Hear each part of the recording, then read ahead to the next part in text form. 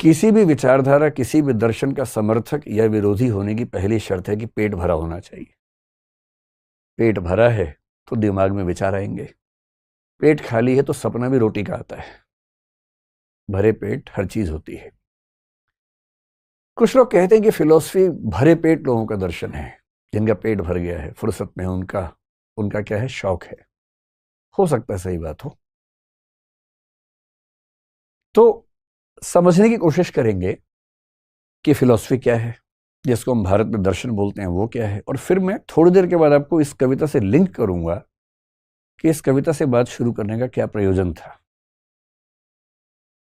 सामान्य भाषा में आपने जितनी बार फिलॉसफी शब्द सुना होगा, दर्शन शब्द सुना होगा, कहाँ सुना होगा? जैसे आपके आसपास कोई बहुत गहरी बात कर दे, आप घबरा जाएं, आप क्या बोलते होंगे? यार तो फिलोसफर है, यार तो दार्शनिक टाइप का आदमी है, ऐसे बोलते होंगे। कभी ऐसे बोलते होंगे, ज्यादा फिलोसफर ना बन, चुपचाप जी ले अपनी जिंदगी, क्या बेकार की बात कर रहा। लेकिन आपने कुछ चीजों पे गौर किया होगा।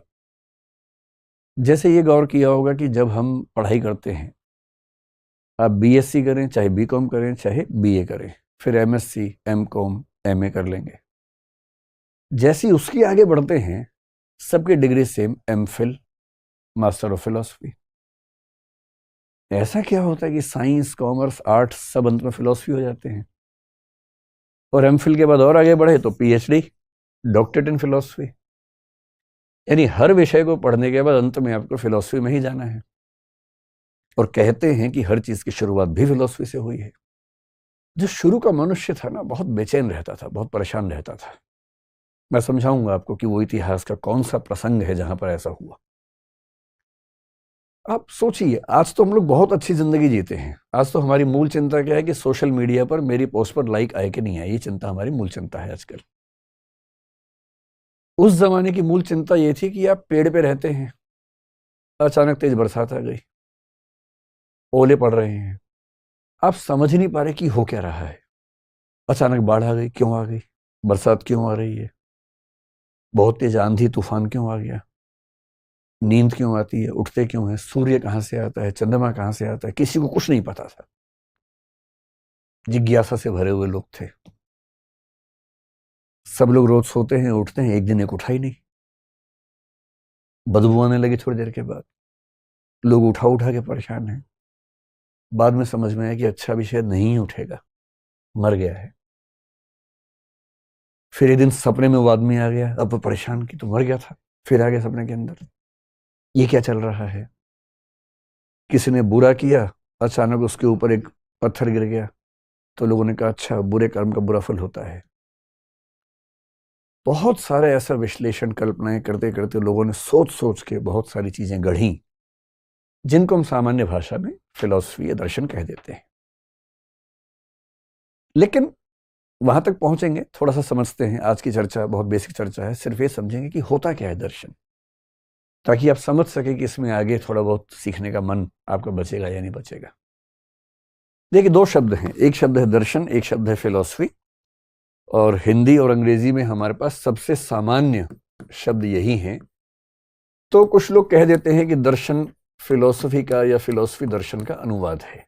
ऐसा है नहीं, दोनों अलग अलग शब्द हैं।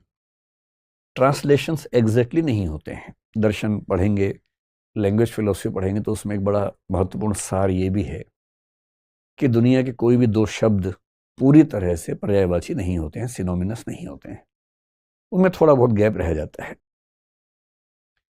दर्शन शब्द भारतीय परंपरा ने गढ़ा, और दर्शन शब्द का जो मूल शब्द है वो दृश्य धातु से बना है। और दृश्य धातु का मतलब है कि देखने की क्रिया, देखना। अब देखते तो हम ही, आप मुझे देख ही रहे हैं इस समय, लेकिन मैं ये नहीं कहूंगा कि आप दार्शनिक हैं, है ना। देखना भी तो कई स्तरों पे होता है ना।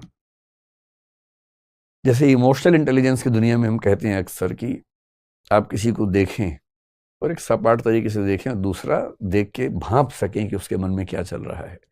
देखा तो दोनों ने, पर एक केवल देख पाया, दूसरा महसूस कर पाया।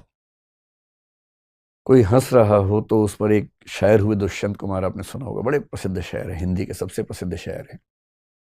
एक शेर लेके गए, सिर्फ शायर देखता है कह कहों की असलियत। कह कहा समझते हैं? ठहाका। सिर्फ शायर देखता है कह कहूं की असलियत, हर किसी के पास तो वैसी नजर होती नहीं। अगर चार लोग ठहाके लगा रहे हो ना, तो केवल शायर ही देख पाता है कि कितने असली हैं और कितने लोग अपना गम छिपा रहे हैं।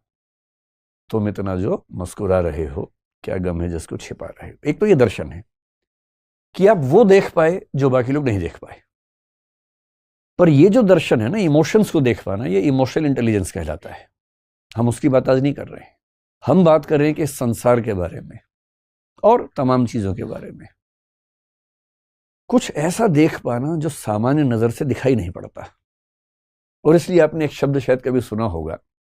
एक तो आपने सुना है कि हमारे पास आंखें हैं, आंखों के लिए संस्कृत में एक शब्द चलता है चक्षु।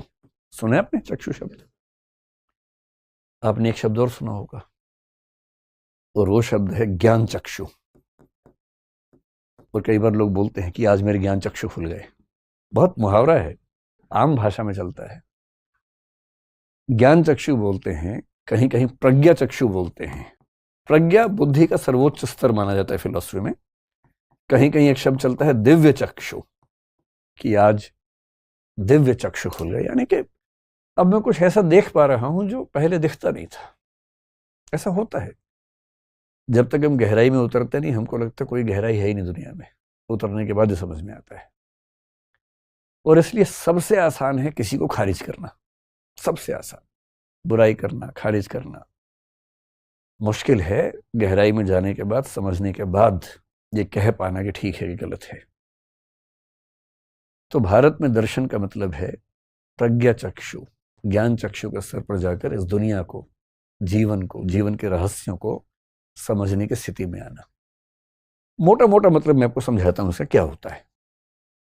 जब हम दर्शन पढ़ेंगे तो मैं कुछ और गहराई में जाएंगे, हालांकि उतनी गहराई में कभी नहीं जाएंगे जितना एमए की डिग्री में होती है, यूपीएससी के एग्जाम में होती है। हम केवल उतना समझेंगे फिलोसफी जितना एक आम आदमी को समझ में आए और उसको अपनी जिंदगी को बेहतर बनाने का मौका मिले। इस चैनल का मूल उद्देश्य जो मैंने आपको बताया था वो यही है कि चर्चाओं का स्तर बेहतर हो समाज में। तो दर्शन की बात क्यों बाबाओं से ही सुननी है हमेशा? भाई आप खुद सुन लीजिए, खुद बाबा बन जाइए, उसमें क्या दिक्कत है? अपना अपना अपने अपने हिस्से के बाबा हम सब बन सकते हैं, क्यों किसी और से सीखेंगे? खुद सीखेंगे।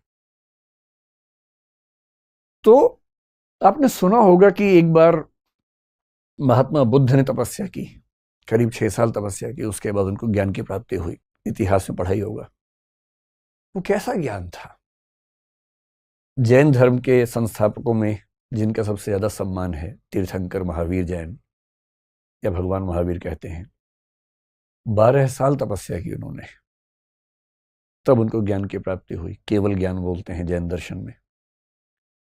गुरु नानक एक बार ज्ञान की खोज में जब परेशान थे, कहते हैं कि वो एक बार एक नदी पार करके गए, एक वन क्षेत्र में, कुछ दिन, शायद 3 दिन वहां रहे, और उसके बाद उनको महसूस हुआ कि उनको रियलाइजेशन हो गया है।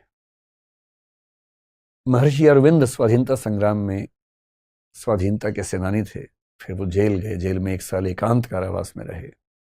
वहां उन्होंने एक रियलाइजेशन किया, और जब बाहर आए तो उनको लगा कि राष्ट्रीय आंदोलन एक बड़ी बात है, पर बहुत बड़ी बात नहीं है, उससे कुछ बड़ा अब मुझे करना है। ये रियलाइजेशन हुआ। आदि गुरु शंकराचार्य हैं जो अद्वैत वेदांत की बात करते हैं, उन्होंने इसकी बात की। क्या ज्ञान होता है? एक दौर में जब मैं नास्तिक किस्म का व्यक्ति था, मुझे इन सब बातों में हंसी आती थी, बेकार की बात, क्या ज्ञान हो गया?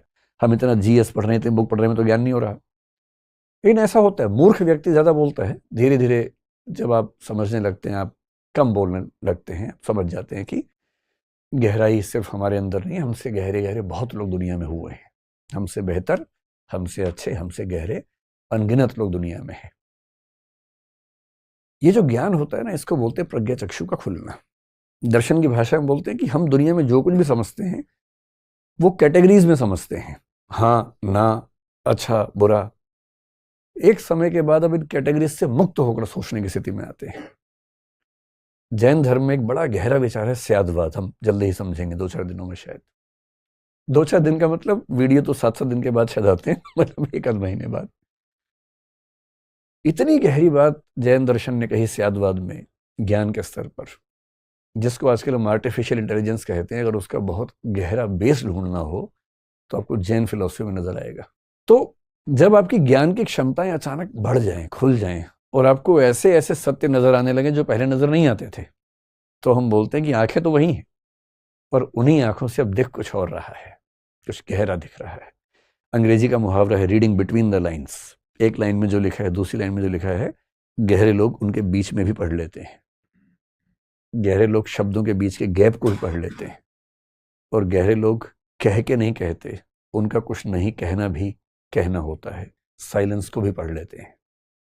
इसको बोलते हैं ज्ञान चक्षु, प्रज्ञा चक्षु। आपके तो खुले ही हुए देख के लग रहा है, लेकिन मतलब आसान नहीं होता है मुश्किल काम होता है। पश्चिम की दुनिया अलग है। भारत की दुनिया में एक सामान्य बात है, भारत में कुल 9 दर्शन हम मान के चलते हैं, जो स्थापित दर्शन है 9 है। इनमें से एक है चारवाक, उसे अगर छोड़ दें, बाकी 8 का मानना है कि ये जगत दुखों से भरा है और दुखों से मुक्त होने की प्रक्रिया दर्शन का, धर्म का मूल उद्देश्य है। दुखों से मुक्त कैसे होंगे, इसके लिए 8 का जवाब है मोक्ष, लिबरेशन, मुक्ति, निर्वाण, कैवल्य, अपवर्ग, उसी के बहुत सारे नाम हैं और सब ने अपने अपने तरीके बताए हैं कि कैसे वो सब होगा। तो भारतीय दर्शन की नेचर सामान्यतः एक आध्यात्मिक किस्म की है, चारवाक को छोड़ दें अगर। पश्चिम की दुनिया थोड़ी सी अलग है, और पश्चिम में शब्द चला फिलॉसफी, जो कि 2 शब्दों से मिलकर बना। एक शब्द है फिलोस और एक है सोफिया। फिलोस का मतलब होता है प्यार, मोहब्बत, इश्क, प्रेम। सोफिया का मतलब है ज्ञान, नॉलेज। कमेंट सेक्शन में जरूर बताएं कि अगर आपको विकास ज्ञान लिबकृति सर के विचार आप लोगों को कैसे ज्ञान लगता है। यदि अच्छे लगते हैं तो कमेंट बॉक्स में जरूर बताएं, ज्ञान जितना हो सके शेयर कीजिए। विजडम। और ये जो ज्ञान होता है ना, इस ज्ञान के लिए नॉलेज बहुत हल्का शब्द है, ये विजडम है। नॉलेज का मतलब जानकारी नहीं होता, कि कई ऐसे मूर्ख लोग आपको मिलेंगे। ये जो लेखक हैं इजराइल के व्यक्ति हैं, बहुत गहरे चिंतक हैं, इस समय दुनिया में सबसे ज्यादा पढ़े जाने वाले व्यक्तियों में से एक हैं। आज से 75,000 साल पहले एक बौद्धिक या वैचारिक या ज्ञानात्मक क्रांति हुई, कॉग्निटिव रिवॉल्यूशन हुआ, यानी इस होमोसेपियंस की दिमागी क्षमताएं अचानक बढ़ने लगी। मतलब बड़ी बहुत प्रोसेस में, लेकिन इस समय आगे दिखने लगी। कई क्षमताएं बढ़ी, लेकिन जिस क्षमता पर इन्होंने बहुत ज्यादा जोर दिया है वो है इमेजिन करने की क्षमता, इमेजिनेशन, कल्पना करने की क्षमता। पहली बार किसी स्पीशीज ने कल्पनाएं करनी शुरू की। बिल्लियां कल्पनाएं नहीं कर पाती हैं, चूहे, गधे, घोड़े कल्पना नहीं कर पाते हैं, हम कर पाते हैं। हम कुछ भी कल्पना कर सकते हैं। हम परलोक की कल्पना कर सकते हैं, हम ईश्वर की कर सकते हैं, आत्मा की कर सकते हैं, पुनर्जन्म की कर सकते हैं, स्वर्ग की कर सकते हैं, नरक की कर सकते हैं, भूत प्रेत की कल्पनाएं कर सकते हैं, क्योंकि हमारे पास कल्पना करने की क्षमता है। जिनके पास क्षमता नहीं है वो नहीं कर पाते, सिंपल सी बात है।